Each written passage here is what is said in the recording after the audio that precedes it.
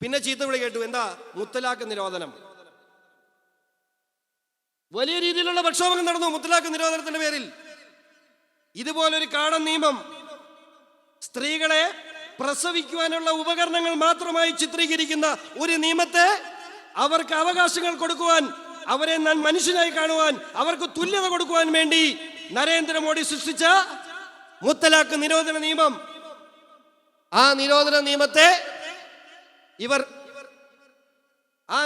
നിയമത്തിനെതിരെ ഇവർ ലോകം മുഴുവൻ സമരം ചെയ്തു, പ്രക്ഷോഭങ്ങൾ സംഘടിപ്പിച്ചു. നിങ്ങൾ ആർക്കെതിരെയാണ് പ്രക്ഷോഭം സംഘടിപ്പിച്ചത്? നിങ്ങളുടെ അമ്മയ്ക്കെതിരെ, നിങ്ങളുടെ ഭാര്യക്കെതിരെ, നിങ്ങളുടെ മകൾക്കെതിരെ, നിങ്ങളുടെ പെങ്ങൾക്കെതിരെയാണ് നിങ്ങൾ പ്രക്ഷോഭം സംഘടിപ്പിച്ചത്. ഇവിടുത്തെ വഖഫ് നിയമം വലിയ പ്രക്ഷോഭമായിരുന്നു ഇന്ത്യ വിട്ടക്ക്. ഇപ്പോഴും സംസ്ഥാന സർക്കാർ അവിടെ മുനമ്പത്തെ 610ഓളം വരുന്ന ജനതയ്ക്കെതിരെ ഇന്ന് സംസ്ഥാന സർക്കാർ അപ്പീൽ കൊടുത്തിരിക്കുകയാണ്. വഖഫ് ട്രിബ്യൂണലിന്റെ ഓർഡർ സ്റ്റേ ചെയ്യാൻ വേണ്ടി അപ്പീൽ കൊടുത്തിരിക്കുന്നു. വഖഫ് ഭേദഗതി നിയമം എന്തിനു വേണ്ടി ഈ പ്രകടനം ചോദിക്കണം. നിങ്ങളുടെ വീട്ടിലേക്ക് കടന്നു വരുന്ന ഇടതുപക്ഷ ജനാധിപത്യ മുന്നണിയുടെയും കോൺഗ്രസിന്റെ നേതാക്കളോട് നിങ്ങൾ ചോദിക്കണം. ഇവിടുത്തെ മെത്രാൻ സമിതി, ഭാരതീയ മെത്രാൻ സമിതി, ആ 610 കുടുംബങ്ങൾ ഈ രാജ്യത്തുള്ള മുഴുവൻ കോൺഗ്രസിന്റെയും CPM ഉൾപ്പെടെ ജനപ്രതിനിധികൾ കാലേ വീണ് കേണില്ലേ? നിങ്ങൾ എതിർക്കരുത് വഖഫ് ഭേദഗതി നിയമത്തെ. ഇവിടുത്തെ മുഴുവൻ മെത്രാന്മാരും നിങ്ങളോട് നേരിട്ട് കണ്ട് ആവശ്യപ്പെട്ടില്ലേ? പ്രസ്താവനയിലൂടെ ആവശ്യപ്പെട്ടില്ലേ വഖഫ് ഭേദഗതി നിയമത്തെ എതിർക്കരുത് എന്ന്? എന്നിട്ട് നിങ്ങൾ എന്ത് ചെയ്തു? എതിർത്തു മാത്രമല്ല, നിങ്ങൾ അതിനെതിരെ ശക്തമായ നിലപാട് സ്വീകരിച്ച് വോട്ട് ചെയ്തു.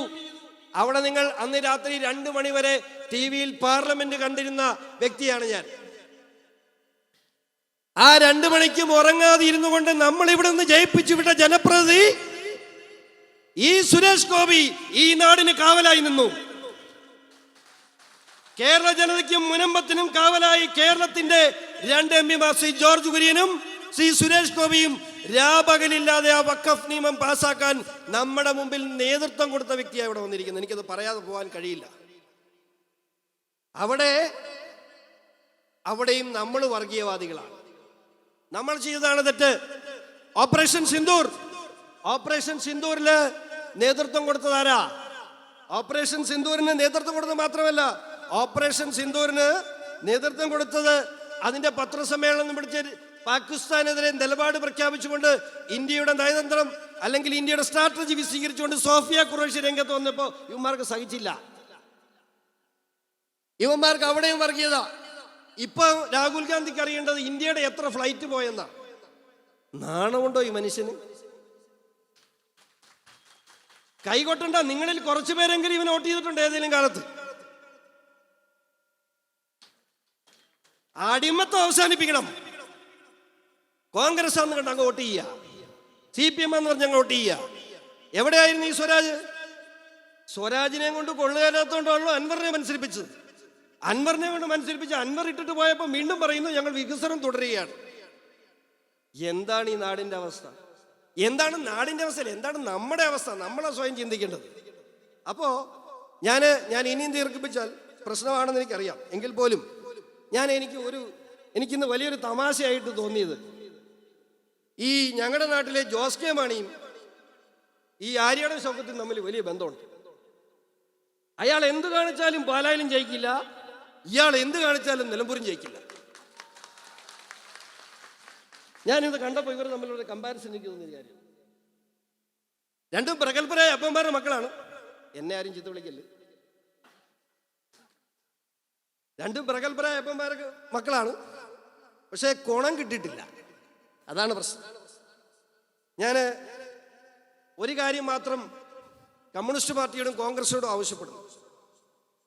നിങ്ങൾ പാലസ്തീനോട് കാണിക്കുന്ന സ്നേഹം, നിങ്ങൾ ഗാസയോട് കാണിക്കുന്ന സ്നേഹം ഒന്നും കുഴപ്പമില്ല. യുദ്ധം നടക്കുന്നിടത്ത് കുട്ടികളും സ്ത്രീകളും ഒക്കെ മരിച്ചു വീഴുമ്പോൾ അത് കണ്ട് രസിക്കാൻ ഞങ്ങളും ക്രൂരന്മാരൊന്നുമല്ല, ഞങ്ങൾക്കും ദുഃഖമുണ്ട്. അത് ഇസ്രായേലാണേലും പാലസ്തീനാണേലും. പക്ഷേ നിങ്ങൾ അവിടെ കാണിക്കുന്നതിൻ്റെ 10-1 സ്നേഹം നിങ്ങൾ മലയാളികളോട് കാണിക്കണം എന്ന് വിനയപൂർവ്വം അഭ്യർത്ഥിച്ചുകൊണ്ട്, നിങ്ങളുടെ മതേതരത്വം 1 സൈഡഡ് ആയി പോകരുത്. കാരണം എനിക്കറിയാം, നിങ്ങൾക്ക് അധികാരത്തിൽ എത്തണമെന്നുണ്ടെങ്കിൽ ഇവിടെ 30% നടന്നു നീങ്ങുന്ന ഒരു മത ന്യൂനപക്ഷത്തിന്റെ വോട്ട് കിട്ടിയേ പറ്റൂ. പക്ഷെ അതിലും തീവ്രവാദികളല്ലാത്ത കുറച്ച് പേരുണ്ട്. തീവ്രവാദ ചിന്തയില്ലാത്ത ഈ രാജ്യത്തെ സ്നേഹിക്കുന്ന കുറച്ച് പേര് ആ കൂടെ ഉണ്ട്. നിങ്ങളുടെ ഈ അമിതമായ പ്രീണനം അത് SDPയെയും ജമാഅത്തെ ഇസ്ലാമിയെയും പോലും പ്രീണിപ്പിച്ചുകൊണ്ട്, രാജ്യവിരുദ്ധ ശക്തികളെ പ്രീണിപ്പിച്ചുകൊണ്ട് എങ്ങനെയും അധികാരത്തിലെത്തണമെന്നുള്ള നിങ്ങളുടെ അധികാര കൊതി അവസാനിപ്പിച്ചില്ല എങ്കിൽ ഇത് നിങ്ങൾ ചെയ്യുന്ന, ഈ രാജ്യത്തോട് ചെയ്യുന്ന ഏറ്റവും വലിയ തെറ്റായി മാറും. ചരിത്രം നിങ്ങൾക്ക് മാപ്പ് തരില്ല. ഒരു കാര്യം മാത്രം സൂചിപ്പിച്ചുകൊണ്ട് ഞാൻ അവസാനിപ്പിക്കുന്നു. നിങ്ങൾ ചരിത്രമായി മാറും. ഞങ്ങളാണ് ഈ രാജ്യത്തിന്റെ ഭാവിയായി മാറുന്നത്. നന്ദി, നമസ്കാരം.